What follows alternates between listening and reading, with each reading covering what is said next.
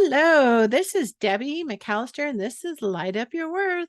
I'm so excited to bring you my friend for this episode interview. Maritza Luna Moreno is the creator of the Fairy Medicine Oracle cards, my favorite cards, who comes from a long line of medicine women lineage. She helps women who may feel lost and confused.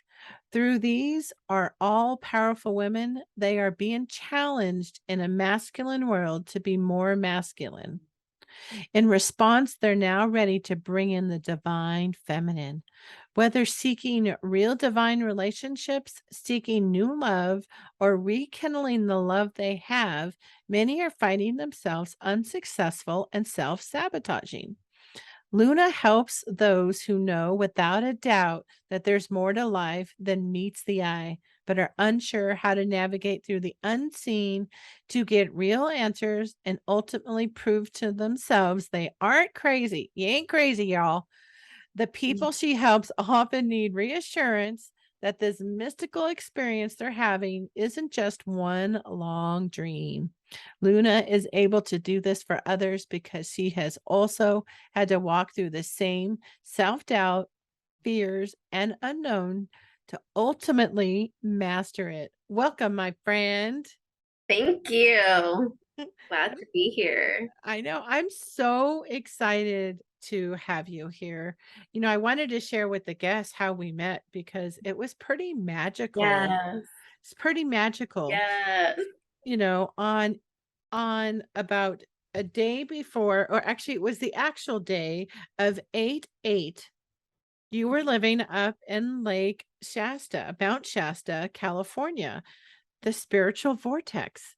And I had gone up in a whim with Bobby Joe, and you Mhm. were, and then Alicia Hartswell was also in town, and you two had connected, and then I connected with Alicia, and then the four of us met together up at the Meadows. What was it? At Panther Meadows. Panther Meadows.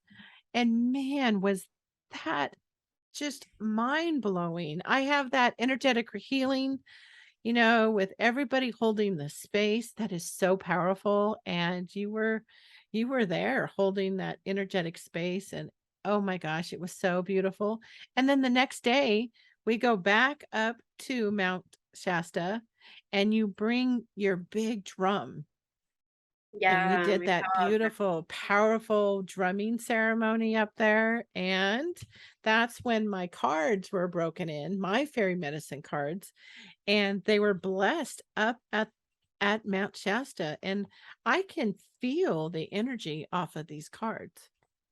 Yeah, I actually when I did these cards, when I was making these cards, I made them while I was living there, so Oh, it holds a lot of the medicine of the mountain. yeah.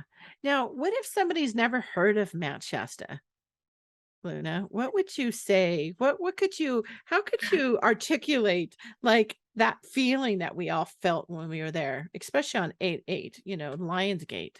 You know, I've been pretty lucky because growing up I grew up in Chico, California. So growing up in Northern California, it's very different than what California is to like the outside world. A lot of people think of California being like LA, and it's not. That's a very small, like, the rest of California, we have seasons and beautiful mountains. We have the Sierras. And so I grew up in that. And I grew up always seeing Mount Shasta from Chico. Like I would be, in the car with my parents, or even when I started driving, like when she had snow, you can see her from Chico, and that was 2 hours away. And so I remember going up once, but I didn't frequent going up there when I was younger. But Mount Shasta came to me when I started sun dancing and doing vision quest with the Karut tribe, and they do that there in Mount Shasta. And it was just the mountain calls you. And so when I started going there a lot, random people would end up in the mountain and they would be like, I don't know why I'm here. like, I don't know what I'm doing here. And they're like, I just know that Mount Shasta came to me in a dream or they had heard from it. And I'm like, well, when the mountain calls you, she calls you. Like, that's it. Like, you just know. And it's just this place that really brings in this energetic pool of people that are meant to be there at that time. For some, it's like grid workers, for others, energy workers that are holding the space, there in the planet. And it's so interesting because people that you meet that go to Mount Shasta and have this experience, not everyone is on the spiritual quote unquote path. Not everyone's a healer, but they just know that they need to be there. And it's just when you go there and you step on that mountain and you're in that energy, it's just like, I don't know, like this serene peace that goes over your body and you just get to be in that space. It's something that I only experience pretty much when I'm there, or actually the only other place I've experienced that is Yosemite. Yeah, it's a pretty magical. Yeah, Yosemite is too. I grew up going to hiking in Yosemite. I grew up actually going up to Lake Shasta, right next to it, water skiing out Mhm. there on the houseboats in my 20s and 30s, and had no idea that Mount Shasta was this big spiritual vortex. I remember, I think I kept repeating that when we met that weekend, right? Like, I never knew. It was just like right here. And I was so I mean, astonished. I never knew either. I just always had like she just the energy of Mount Shasta always called me. Like I knew like when we were traveling, I'd be like, "Oh, we're home because I can see the mountain." Like she just always had this big presence. And I mean, for me, she still does. But yeah, it's a powerful pool to people. Like there's a lot of medicine there, but there's a lot of the natives lived in that area and protected the mountain as well. So there's a lot of that energy as well. Mhm. Yeah, that's just so beautiful. And I think before I move away from Mount Shasta, I think I want to talk through uh how you came up, Luna, with the fairy medicine oracle cards because I had when I got these last year, last August, was that I was just so instantly drawn to them. I mean, I've owned a lot of cards, but there was something super magical about these cards. I don't know if it was the colors or the feelings of them, but they felt so beautiful, and I love the mix that they not only have the fairies, but they have the wild animals, they have Bigfoot, they have there's just and all the women in here are, like real women. Like, there it's just Yeah, they're it almost clairvoyant. has, like, this sexual feeling to them as well, like, this sexual energy of, like, a feminine energy to them. That's super powerful when you are, playing with the cards. So, I would love to hear about how you were Mhm. inspired to come up with these and the ideas, and maybe we can even talk about how Bigfoot's in them and the fairy medicine, so Oh, yes. So, growing up, like I did a lot of tarot, like I would steal my mom's tarot decks, or I started doing tarot at 13, and then I started moving into the oracle decks, with Doreen and other authors that had theirs. And I was like, I want to do this. I want to make my own deck someday. And I knew that was going to happen. I just didn't know how. And when I started really having my relationship with the fairies, I promised them my first deck. I said, the first deck goes to you guys. Like, I've always been a fairy. Like, every Halloween, I have to have my fairy wings. Like, it's just been something in my life. The angels and the fairies and the elementals have been really strong. And the spirit animals have just been something that have always walked with me. But when when I made this deck, I was on Second Life, and Second Life is this virtual space. And so I made them a fairy sim on Second Life. And I was like, if you guys help me make my dreams come true or help me, heal in a way, I will I will make that deck, but I need you guys to help me. And so many things happen. And I finally met someone that could help me make the deck. And I put in my own money into this deck. So I had the funds to do it at the time. And it was just like bam, bam, boom.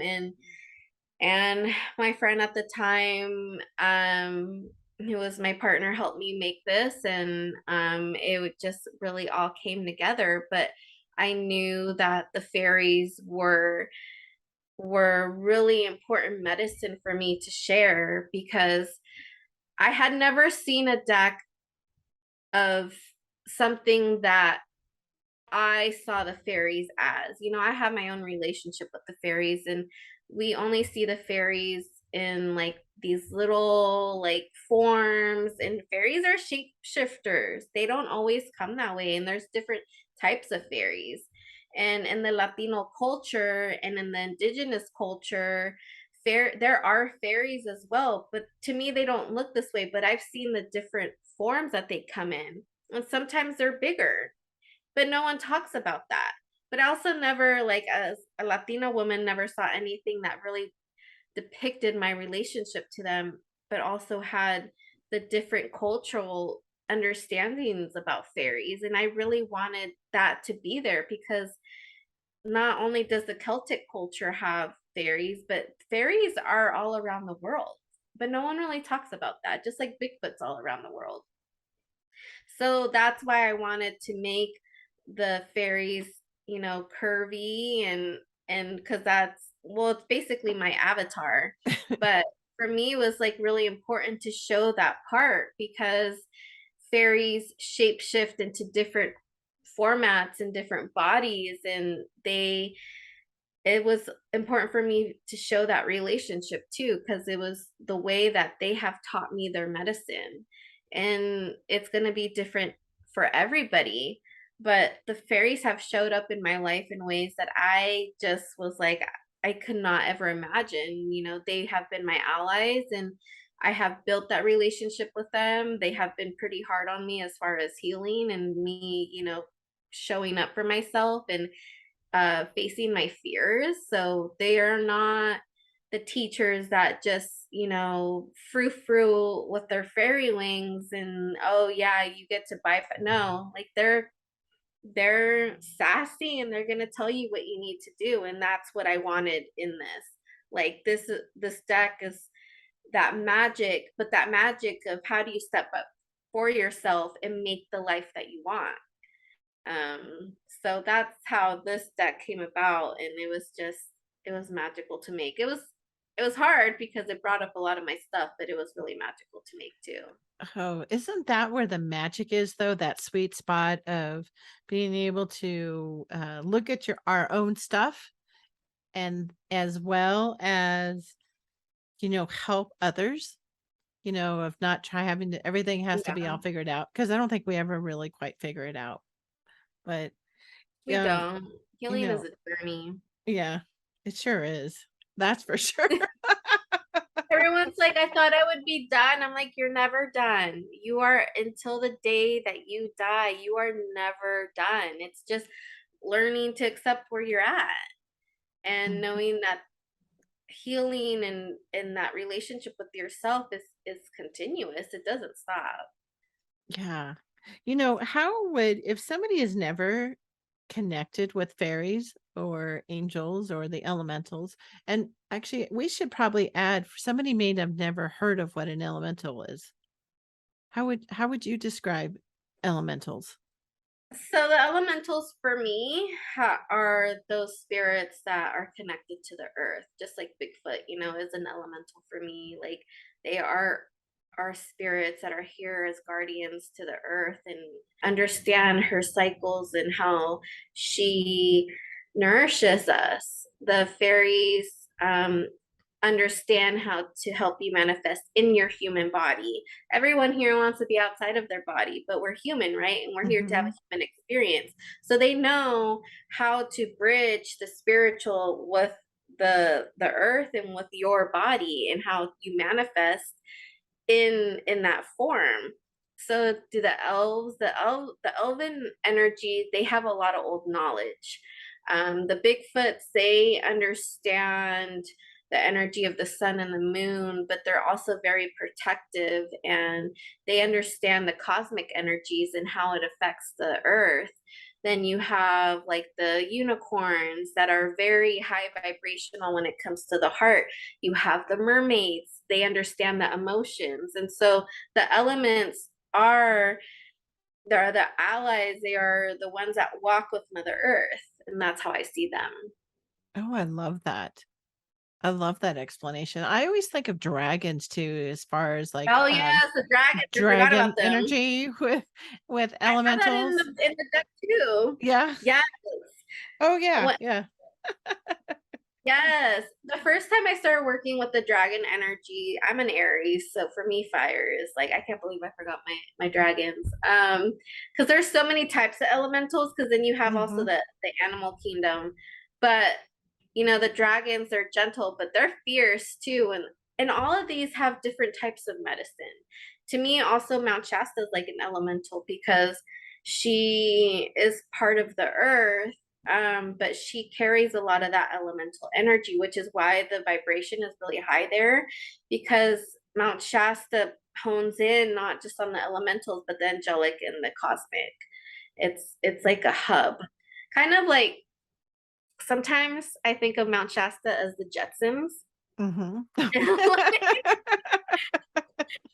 Like all these things are,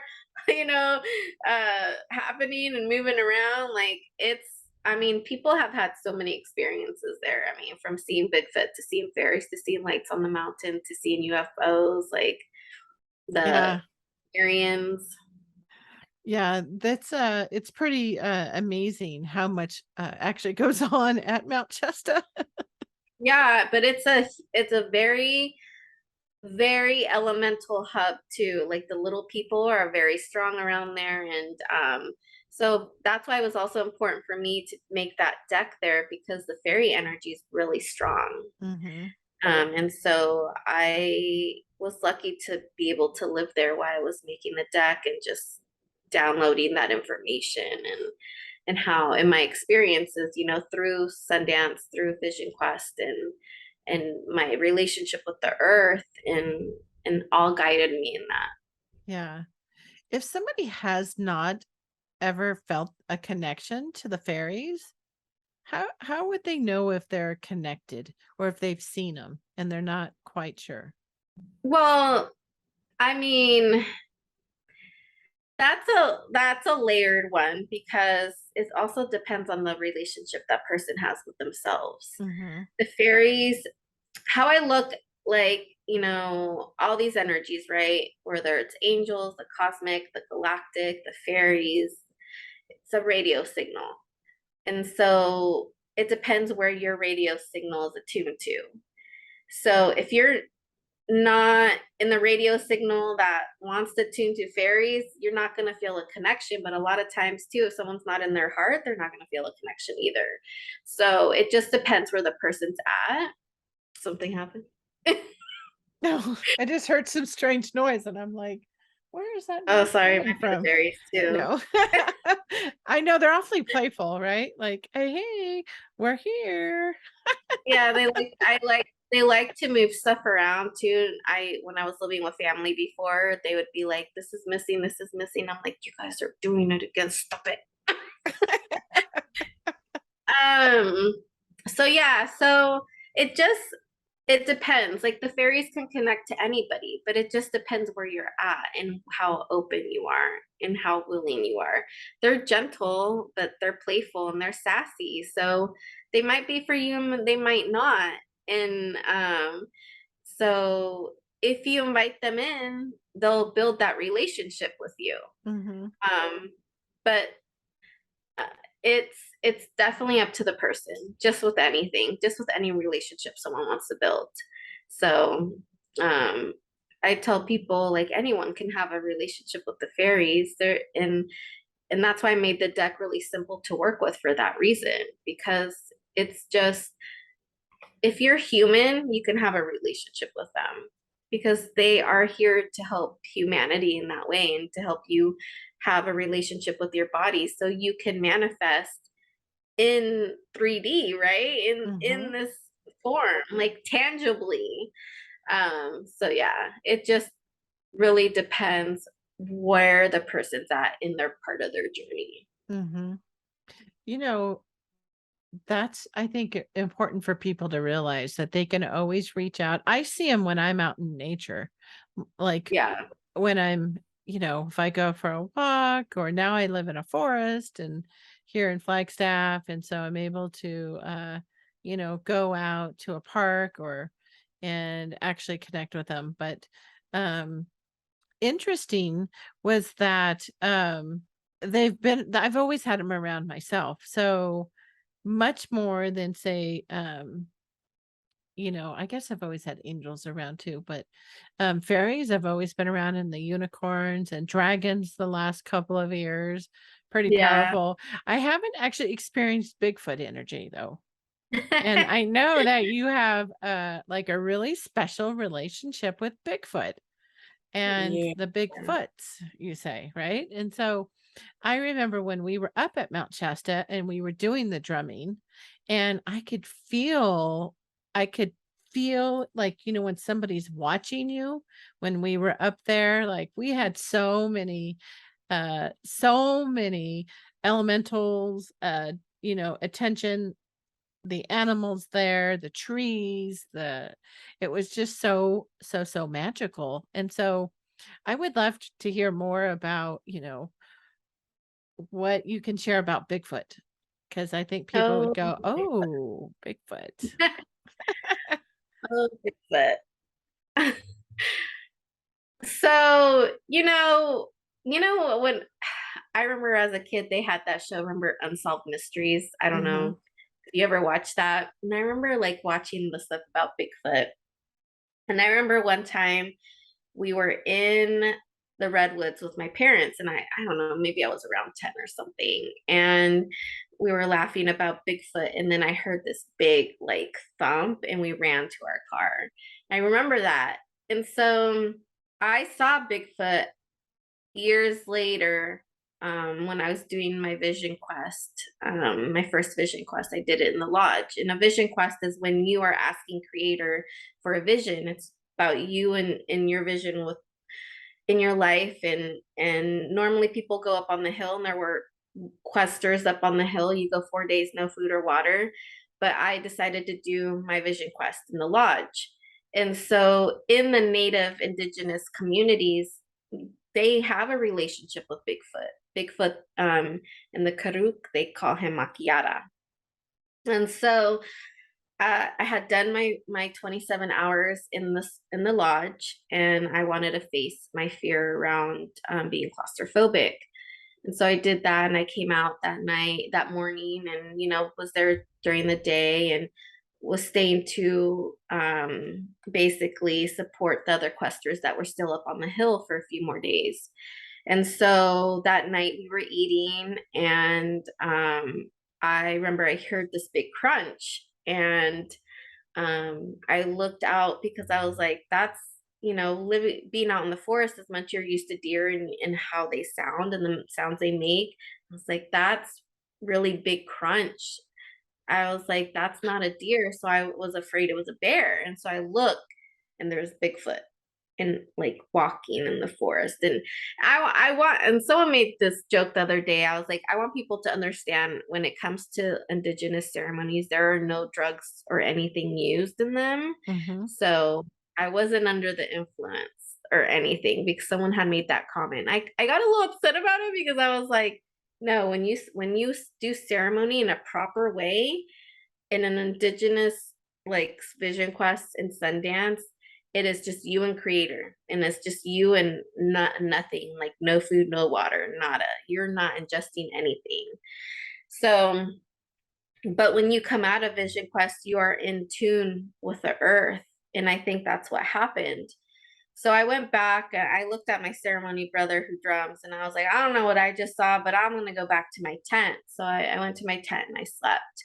And the rest of that weekend, activity happened the whole weekend, between boulders being thrown at night, hitting of cars, other campers that were there not for Vision Quest, but that were camping there, coming outside looking for stuff. I mean, it was an insane weekend. And I remember going down that morning after all this activity had happened the next night and going to my intercessor and being like, "Oh my God, we were visited." And I was like, "It was Bigfoot, I think," because I had smelled that pungent smell people talk about. And he was like, "Oh, he's coming for his woman, eh?" And for the rest of the time, my community called me Bigfoot's girlfriend, which became this joke. But then this joke started to like really like I was like having experiences with my friends that had no connection to spirituality whatsoever, and having things happen to them when they were with me camping or even out in Yosemite. We had experiences out there where my friends were like, "I do not know what that was, but we are afraid to go out in the forest with you because that's not normal." Um, and so I still am trying to figure out my relationship to with Bigfoot. I don't know why this happens and why he shows up. I wish I had an answer, but they do, and they show themselves to me, and I still don't know why. Um, but my next step is going to be going to them. So I'm in the process of that, sharing that medicine because Bigfoot medicine is just, it's not understood. People want to see Bigfoot and find Bigfoot and but they don't really want to understand Bigfoot. They don't want to understand that medicine. And that's why he shows himself is because it's if he knows that or they know that they have something to share, but not everyone's willing to understand it because so many people are too busy, finding Bigfoot and that whole, notion of like of I just want to find him because it's like this trophy thing.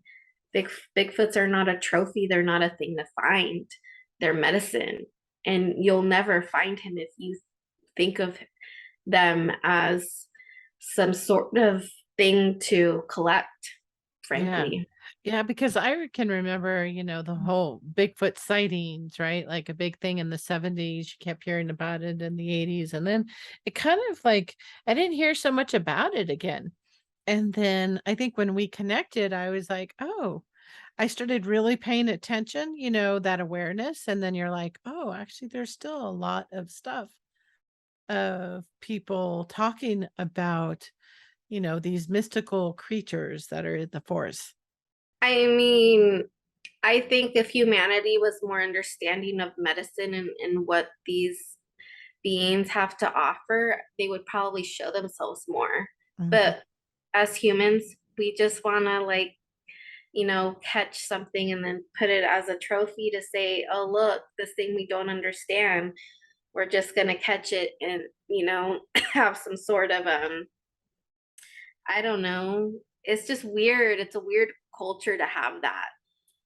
That if Yeah. something's different or we don't understand it, like we just want to like find it, but we don't want to respect it. Mhm. And Bigfoot is not respected.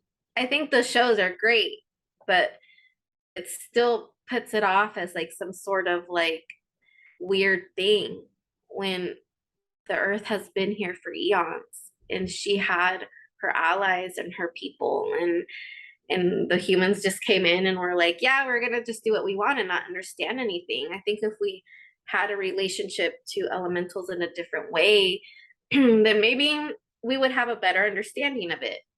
Mhm. And sometimes I wonder if that's why they show themselves to me in that way because I won't look at it as, I mean, it freaks me out. I won't go camping by myself and I won't go camping in a tent ever again, ever.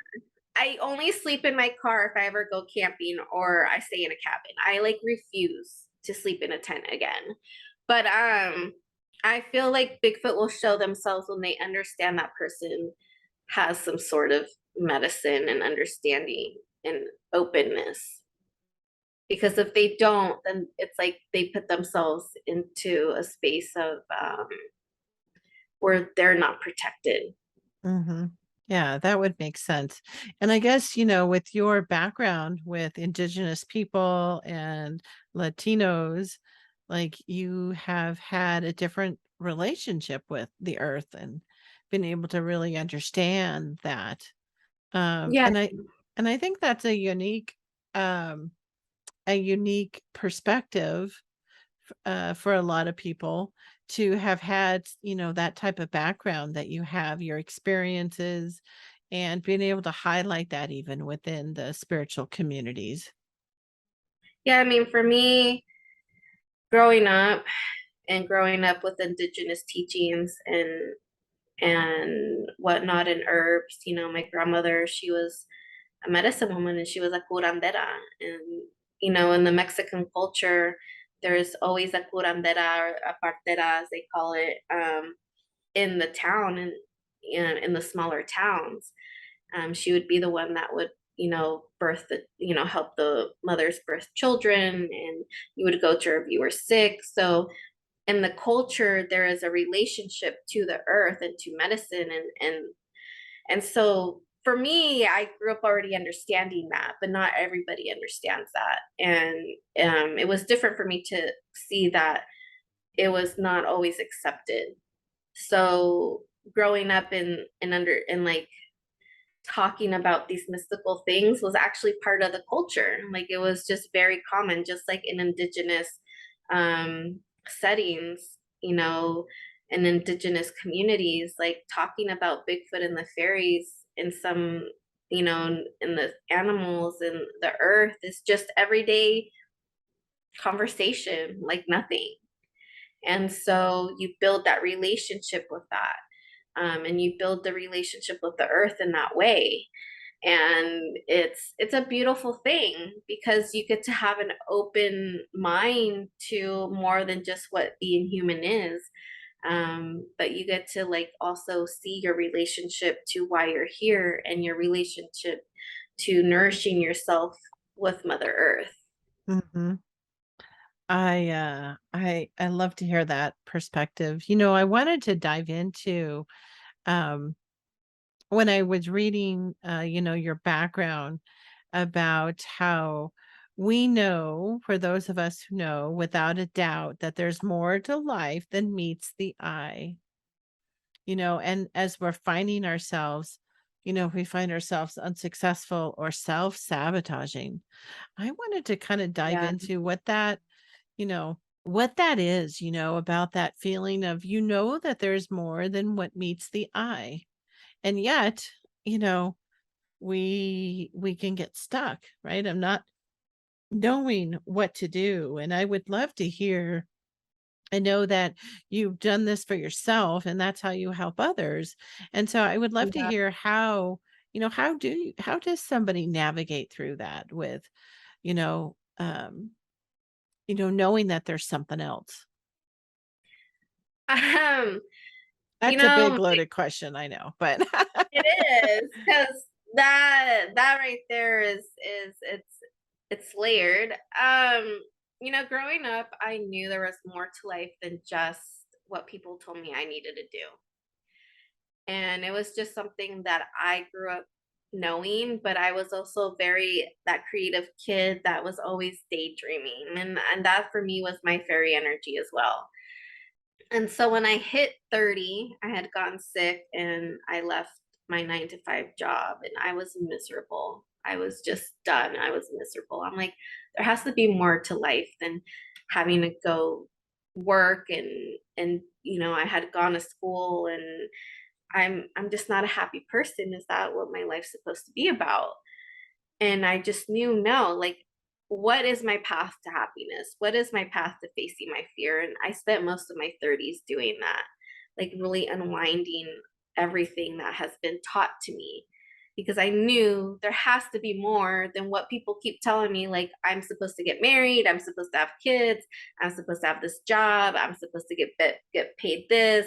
As a woman, I'm supposed to be this. Like, I was like, no, no, like there has to be something beyond that.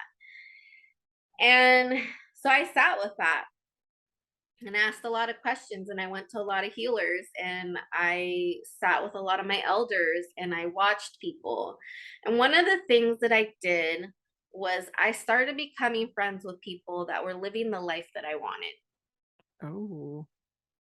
And I was like, because the problem was that I was surrounded by people that were miserable as I was. And I'm like, this isn't getting me anywhere. And when I started to do that, my mindset started to change because I started to see different perspectives of life. And I've always been that way, but for a while I was stuck in a rut. And in community, if you're in one community, you kind of put yourself in that position to not really grow. So I got myself out of that. And so I started to just really dive deep into everything I could and being like, you know what life do I want to create? And then I would find someone that was kind of living that, and I would ask questions. And anyone that's known me my whole life knows that if I'm interested in something, I'm going to ask a million questions. So I would do that. Like, how did you do this? How did you get here? And I wanted to understand the mindset of where I was going because I wasn't there, but I needed to get there. And so that's what my healing started to be around. Like, I had to be willing to see the unseen or be willing to open myself up and know that I can bust that glass, wall or, glass ceiling, because it was like I was seeing my dreams, but I was seeing this invisible barrier. I'm like, I got to bust through that. And I know that I can, but my belief systems keep cycle me back to where I'm at. And I'm like, oh no, screw this. I'm getting there. So I did. And I mean, I went into like every nook and cranny I could to figure this out. I mean, I did intensive healings on myself, like um sun dancing, vision questing. I asked questions. I like found people in areas that were very successful. I did, some plant medicine as well. Like I had did a couple ayahuasca and like wachuma ceremonies. I only did two ayahuasca ceremonies because that stuff is it's not easy to do. I don't know how people do it all the time because it's very strong medicine. But I went into like everything that I could to figure out how I was gonna move past that. And also, why was I self-sabotaging myself? Why was I there?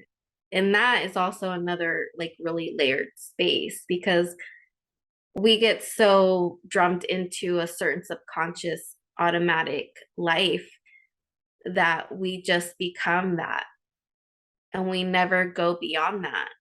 And people just blindly follow that pattern and that instinct that becomes automatic in someone's brain.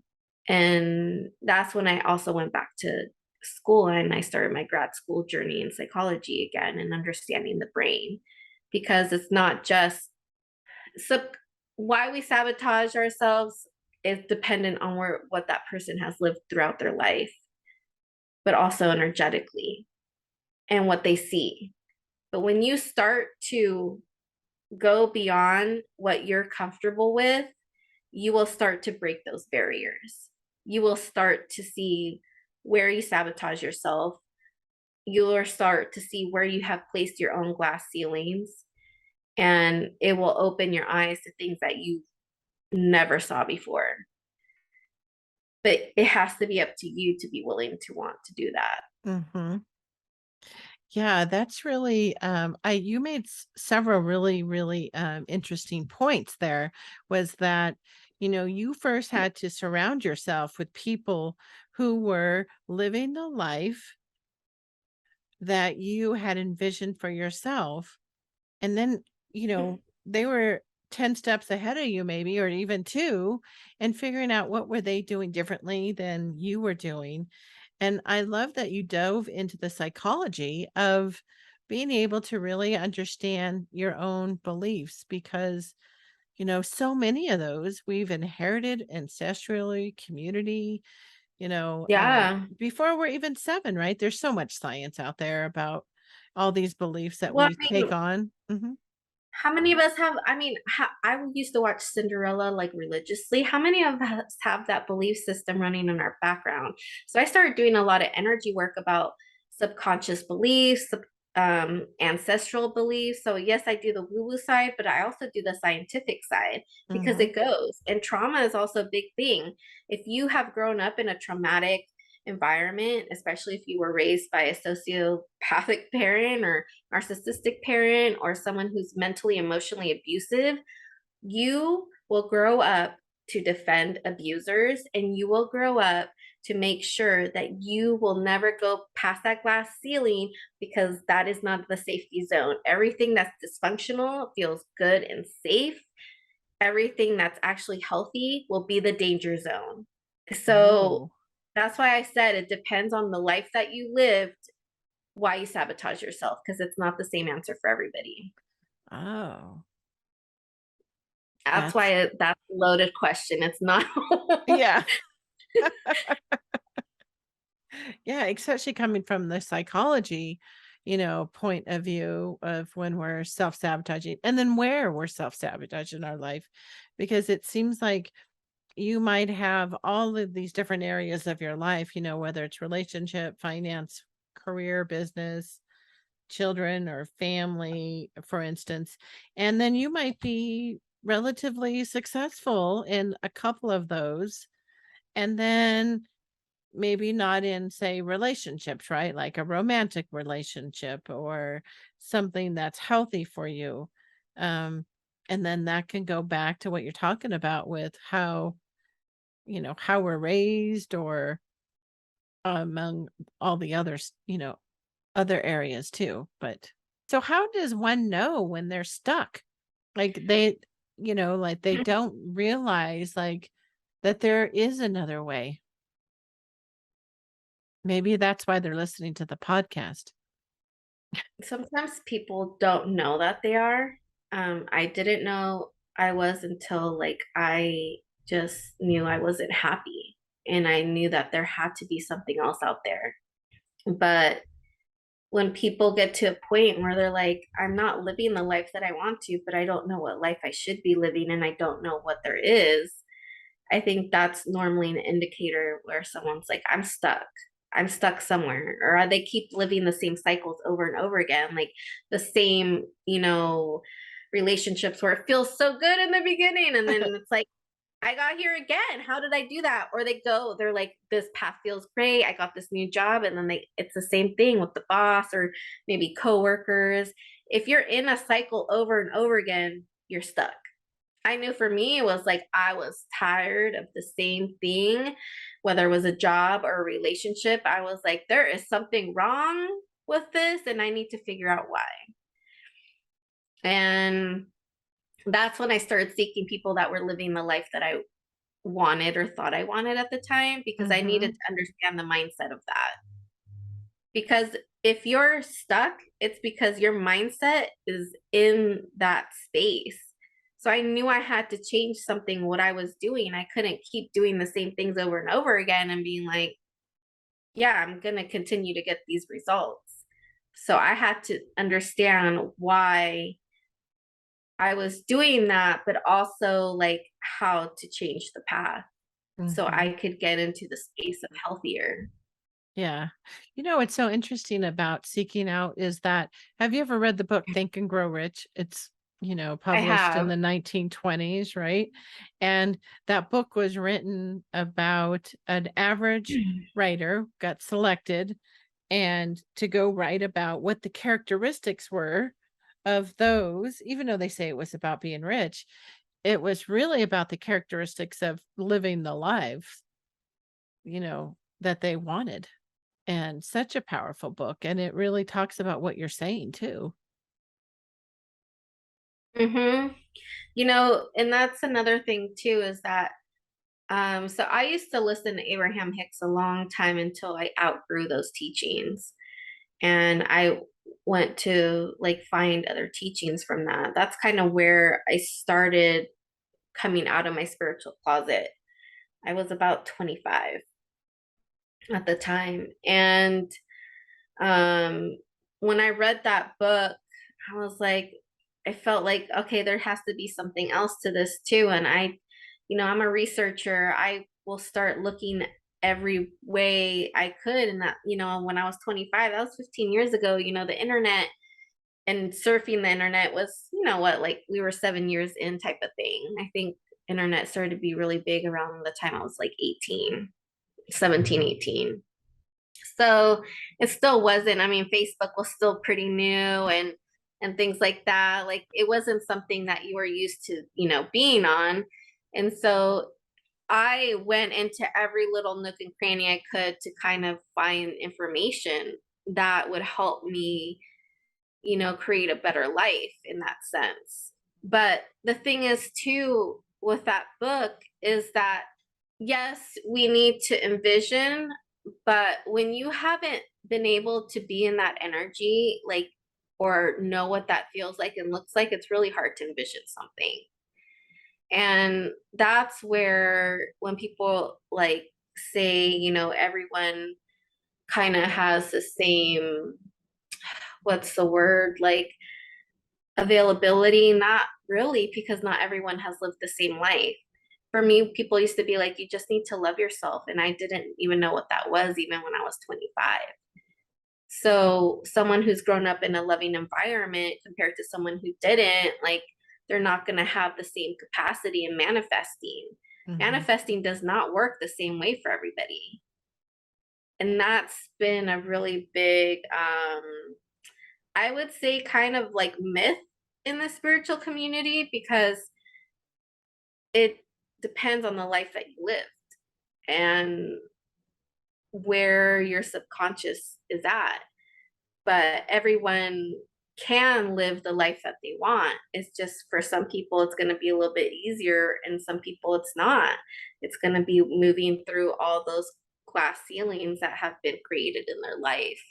And reading the Think and Grow Rich kind of made me realize that too. Like it was a different time and the concept is there, but the concept has to be applied differently to each person. Mhm. Yeah, I can when I think about that, I think about applying it to when I was first exposed to some spiritual laws, I guess, right? Of is what I'll term it, but I didn't realize that people live differently until I think I was in a corporate environment and I was traveling and I saw how other people traveled even. Like it was a Mhm. whole new world or being in different communities, this was just when I was traveling across the US, and then when I first got to travel, like, to Amsterdam, like, I just couldn't even imagine how they were living. Like, it blew my mind that there was a restaurant when we went to Miami. It was a high-end seafood restaurant, and you could only get these certain crab legs with days of the month that ended with Y. I couldn't tell you. Maybe they're snow crabs or something. I can't remember all the details, but what was so interesting, and I was like, "So these waiters work just the months that they are open, a couple days a week, and they support themselves and they live a very nice lifestyle."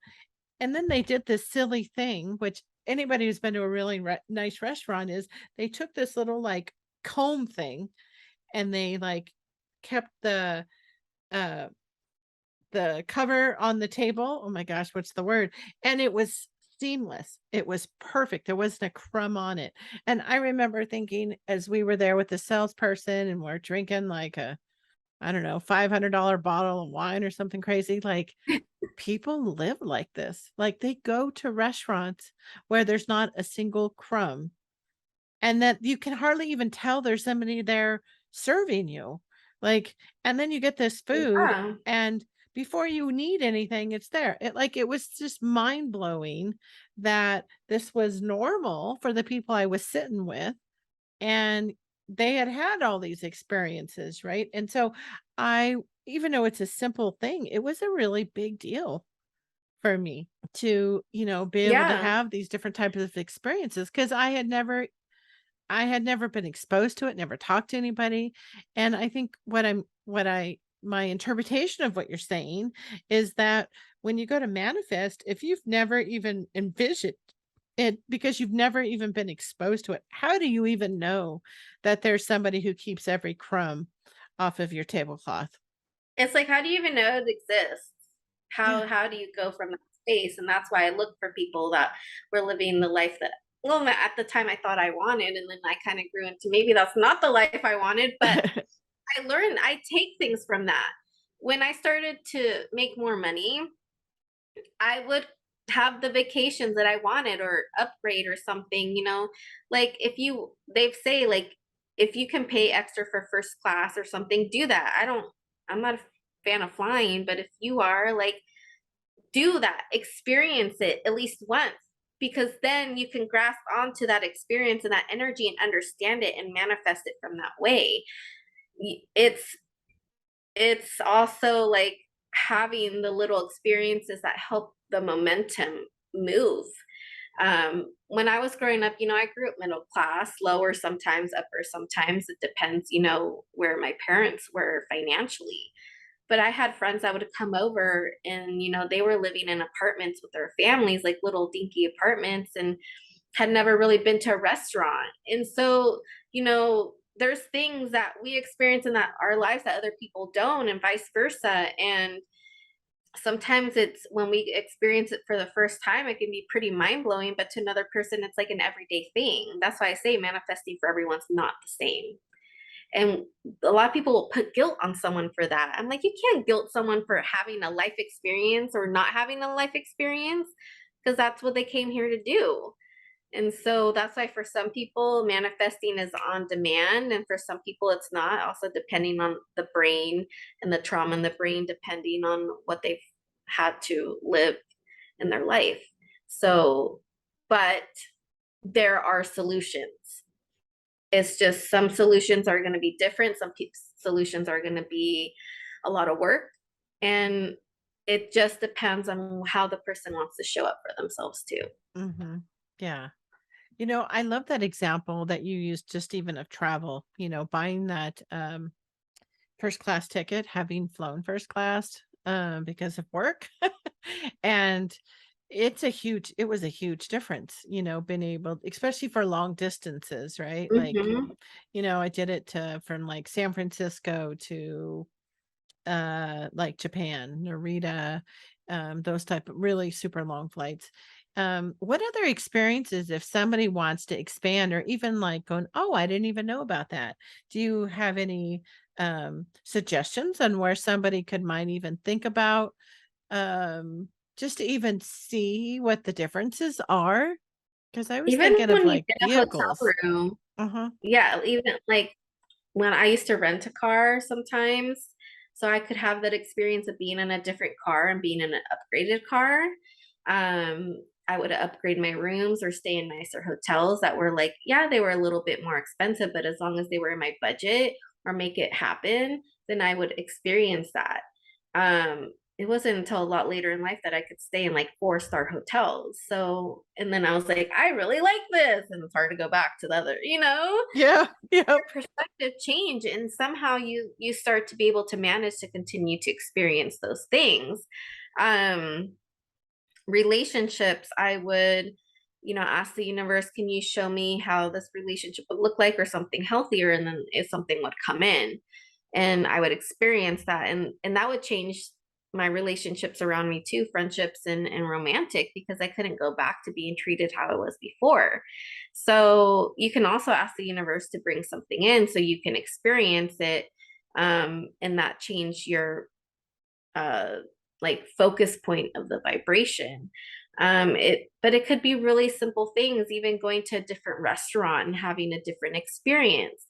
I remember like when I started eating sushi for the first time, like I was like, it opened doors for me and the way that I wanted to eat and what I wanted to how I wanted to experience that. Or I would go on a day trip outside to a different town, just experience a different place. Like I grew up in a smaller town, so when I started going to bigger cities, it started opening my eyes. Like, so if you have like a town or city that's close by and you can drive to for the day, do that. Like check out what they have.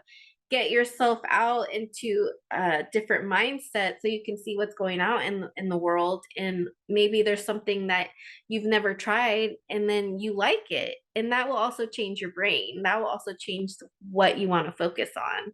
It's just little things like that. Picking up a different book, listening to a different type of music, listening to someone you've never listened to on YouTube, a different podcast. Because if you listen to the same things over and over again, those are the same type of mindsets you're gonna have. Like, what is in your life? Who is around you? What are you listening to? Because if you want your life to change, there's something that's around you that you're connected to that also needs to change. Mhm. Yeah, that's really solid advice. Solid, solid, especially if you're out experiencing, new things or, I know that, there are people that I've grown up with who still live, you know, in the same communities, who've never really Yeah. traveled, outside of, say, I grew up in, Northern California as well, and who never have left Northern California. They've never left California. Well, maybe they've gone to Reno or something, right? Like Mhm. right next door, but they've never really gone anywhere to actually see and experience how different it really can be. It's kind of mind-blowing how different things can be. So, I love Oh, it those really is. I practical didn't leave tips. until I was 30. Mhm. Yeah, I was 30 when I finally left my hometown, and it changed my life, and I wish I would've done it sooner, but I just didn't have the mindset to do it. So finally, like, I was like, "I've gotta change my life," and I did. But, another thing I wanted to add to what we were talking about before is that the reason why I started to find people that were living the life I wanted is because I was asking advice for people that were living a life that I didn't want. So I was asking advice for people that were not happy or not in happy relationships or weren't making the money I wanted or were not successful in the space that I want. I'm like, why am I asking these people for advice and they're putting me down when they're not even doing what they're telling me I should do? Like, I'm like, there is something wrong with this. I need to change this. And I did. And I got a lot of backlash for that because I started to change my life and then I wasn't, what is it, like the people around me or like friends and family that were used to who I was, I just wasn't relatable to them anymore. Mhm. And that's the risk that you take when you change. But I chose my happiness. Now, I do not regret that Yeah. ever. Yeah. And really you took a chance on you. You may not have even Mhm. known where you were going, I but yet changed you knew my it life. had to be better. Mhm. Yeah. If That's someone really would have told important thing. me at some point I would have been homeless, but then I would be renting my own house and living up, in a space that I wanted and having high profile clients and celebrity clients and like, all the things that I becoming an author, I would have been like, "You're crazy. That's not gonna happen." Yeah, all that stuff happened to me, and it's been amazing so far, and I just can't wait to see, where I go next. And did I stop being relatable to a lot of people around me? Oh, yeah, I did. But the people that accepted me are still in my life 20 years later and 15 years later, 10 years later, 5 years later, and, it feels good. I feel like I have a solid foundation in my life now and even with the people around me, and we respect each other for that, and they know that I'm always changing and always growing, and they understand that of me and of my path. And I tell them, sometimes it's gonna be rocky and sometimes it's gonna be great, and they respect that of me. And I don't regret making the decision of choosing myself and choosing to move forward in my life and breaking those glass ceilings. It's scary and there's been a lot of tears, but damn, the amazing things that have happened to me are definitely worth it. Yeah. Well, we wouldn't have met on Mount Shasta if you've never done that, and I would have never left and gone up there and between, corporate jobs, and, like, it was such an amazing experience to have spent those couple days in the middle of the work week. Oh my gosh. I think I kept repeating that too, like, I know. "Wow, like, this is" I forgot what day of the week it was. "This is a Wednesday," you know? And I'm outside and No, it's gorgeous. my cousin who I hadn't really talked to in a couple of years, I just, been busy, but we've had the pandemic and like she was like, "Yeah, we need to get together for lunch." She's like, "Do you work on the weekend?" And I'm like, "I am my own boss. I work when I want."